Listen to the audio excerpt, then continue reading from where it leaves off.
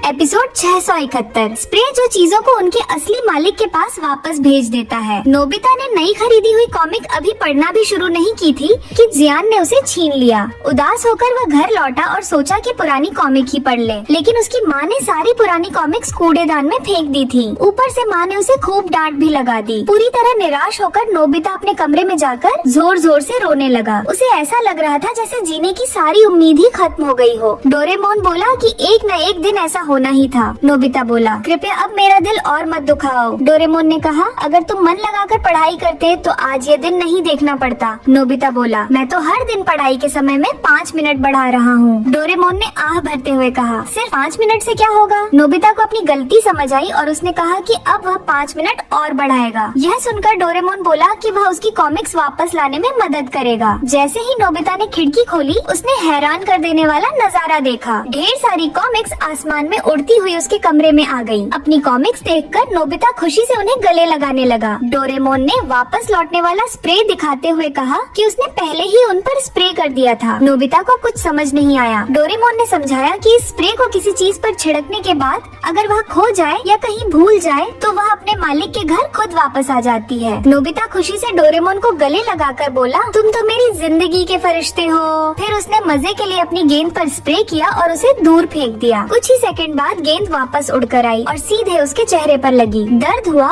लेकिन फिर भी नोबिता को यह कमाल का लगा। उसने कहा, अब इस स्प्रे के रहते कोई चीज कभी नहीं खोएगी। इतना कहकर उसने अपने कमरे की लगभग हर चीज पर स्प्रे कर दिया। तभी उसकी माँ ऊपर आई और उसे बाजार से सामान लाने को कहा, लेकिन नोबिता ने मना कर दिया और माँ को चिढ़ाने लगा। डोरेमोन बोला, अगर माँ फिर से तुम्हारी कॉमिक्स फेंक दे तो। नोबिता आत्मविश्वास से बोला, कोई बात नहीं, अब मेरे पास ये जादुई स्प्रे है। इसके बाद वह शिजुका को अपना गैजेट दिखाने निकल पड़ा। रास्ते में उसे जियान सामान पहुंचाते हुए मिला। नोबिता को लगा कि इस बार वह अपनी कॉमिक आसानी से वापस ले लेगा, लेकिन गलती से स्प्रे सामान के पैकेट पर हो गया। इसलिए जैसे ही जियान उसे देने गया, पैकेट वापस उसकी माँ के पास लौट गया। इस तरह नोबिता फिर से मौका चूक गया। तभी सुनेओ और शिजुका वहाँ आ गए। शिजुका ने नोबिता को सुनेओ के घर चलने के लिए कहा, लेकिन सुनेओ ने मना कर दिया क्योंकि नोबिता के कपड़ों पर बहुत धूल थी। नोबिता ने जल्दी से अपने कपड़ों की धूल झाड़ दी। घर पहुंचकर सुनेओ ने उसे गंदे मोजों की वजह से पैर साफ करने के लिए तौलिया दिया। जब नोबिता बैठने लगा तो सुनेओ बोला, तुम्हारा पीछे वाला हिस्सा भी गंदा है, पहले साफ करके आओ। यह सोफा बहुत महंगा है। सुनेओ को सफाई का बहुत शौक था, इसलिए वह हर छोटी बात पर नोबिता को टोकता और शिकायत करता रहा। फिर उसने शिजुका और नोबिता को अपने परिवार की कैंपिंग की वीडियो दिखाई। उसकी माँ भी जूस लेकर आई और पुरानी यादें देखकर खुश होने लगी, लेकिन नोबिता को इसमें कोई मजा नहीं आया। तभी वीडियो में एक बहुत बड़ा भृंग बीटल दिखाई दिया। उसे देखकर नोबिता उत्साहित हो गया और उसी जगह जाकर उसे पकड़ने का फैसला किया, लेकिन वहाँ पहुँचने पर उसे एक भी भृंग नहीं मिला।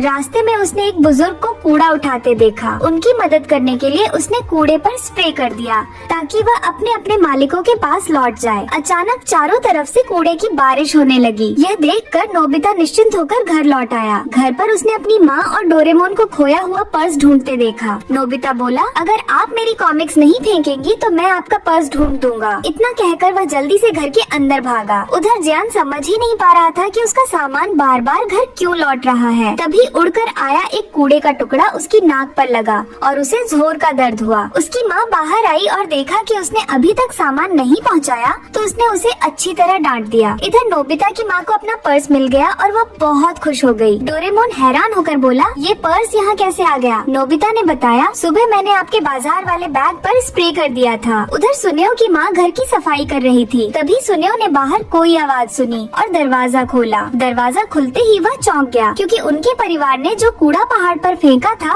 वह सब उड़कर वापस घर के अंदर आ गया और पूरा घर भर गया। एपिसोड की शुरुआत में जब नोबिता और डोरेमोन घर आते हैं तो वे देखते हैं कि नोबिता के मम्मी पापा फोटो गैलरी देख रहे होते हैं। ये तस्वीरें उस समय की होती हैं जब पूरा परिवार कैंपिंग पर गया था। नोबिता और डोरेमोन भी उनके साथ बैठकर तस्वीरें देखने लगते हैं। तभी नोबिता की मम्मी एक फोटो देखकर कहती है, तुम्हारे हाथ में जो कैमरा है वो अब कहाँ है। कैंपिंग के बाद से वह कैमरा हमें कभी मिला ही नहीं। नोबिता याद करने की कोशिश करता है, लेकिन उसे भी नहीं पता होता कि आखिर कैमरा कहाँ गया। इसके बाद डोरेमोन और नोबिता अपने कमरे में आ जाते हैं और नोबिता सोचने लगता है कि आखिर उस कैमरे का क्या हुआ। इस बात का पता लगाने के लिए डोरेमोन अपनी जेब से एक प्रोजेक्टर कैमरा गैजेट निकालता है और उसमें कैंपिंग की एक तस्वीर डाल देता है। तस्वीर डालते ही वह प्रोजेक्टर उसी फोटो को दीवार पर दिखाने लगता है। तभी डोरेमोन दौड़ते हुए उस तस्वीर के अंदर चला जाता है। यह देखकर नोबिता हैरान रह जाता है और फिर वह भी उसके पीछे फोटो के अंदर चला जाता है। दोनों उसी जगह पहुंच जाते हैं जहां वे लोग कैंपिंग के लिए गए थे। डोरेमोन नोबिता से कहता है कि इस गैजेट की मदद से हम ठीक उसी जगह पहुंच सकते हैं जो फोटो में दिखाई देती है। वहाँ वे देखते हैं कि नोबिता और उसका परिवार जंगल में कैंप लगाए बैठे हैं। कैमरा नोबिता के पास होता है और उसके पापा भी एक कैमरे से कैंपिंग की तस्वीरें खींच रहे होते हैं। तभी एक ड्रैगन फ्लाई नोबिता के पास से गुजरती है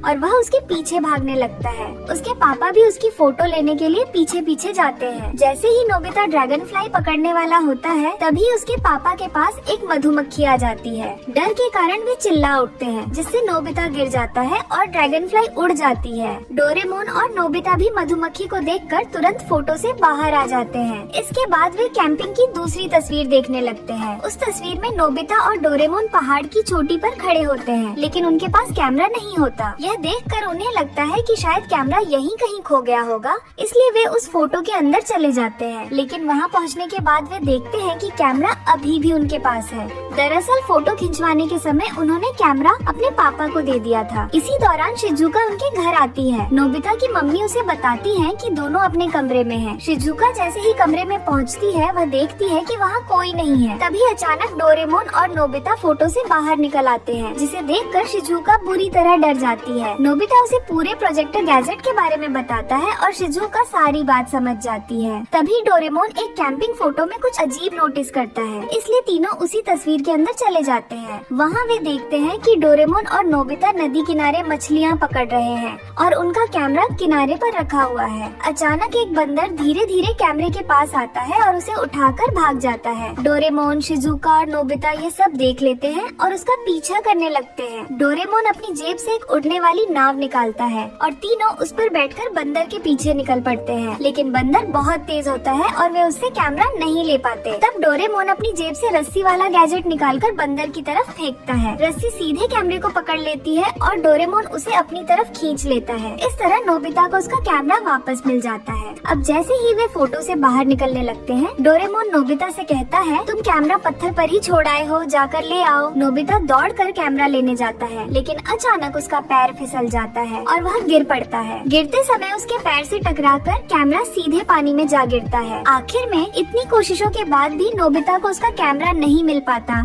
और इसी के साथ ये एपिसोड समाप्त हो जाता है।